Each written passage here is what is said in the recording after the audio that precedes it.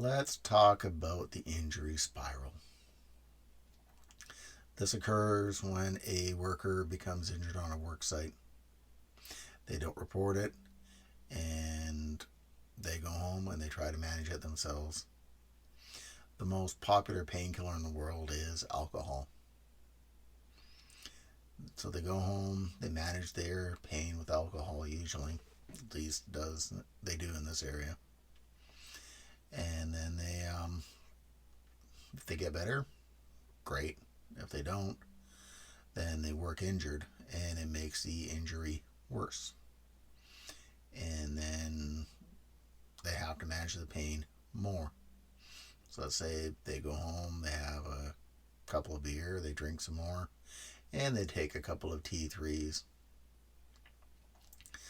Then, as the pain gets worse, they manage it more and more, usually with substances, and eventually they get let go because they're a user, they're a drunk.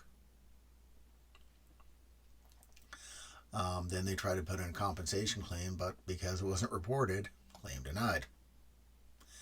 And now they're out of work or they're working injured on another job and it just gets worse. So 90% of men who are seriously injured on a job site will be divorced within 2 years. This is so utterly common, it is stunning. They're injured. They're not happy an individual, and they're not pleasant to be around.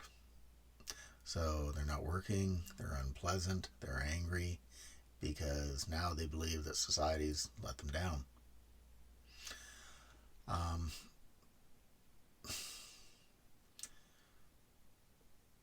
Close to where we are, there's a city that 90% of the men who are there who are homeless are there because of workplace injury.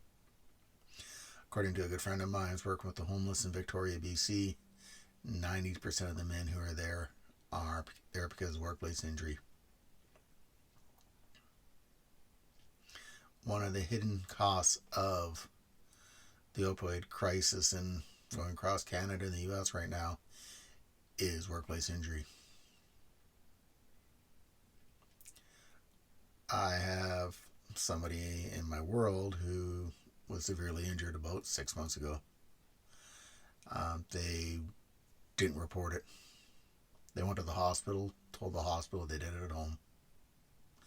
So now they're at home and they can't work.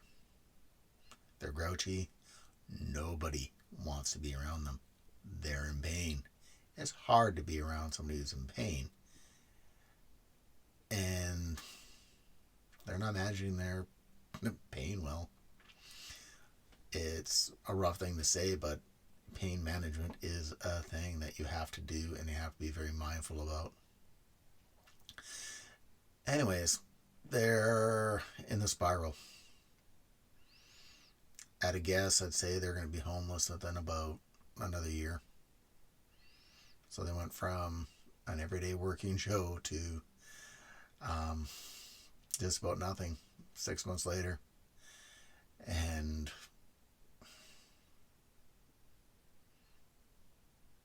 breaks my heart.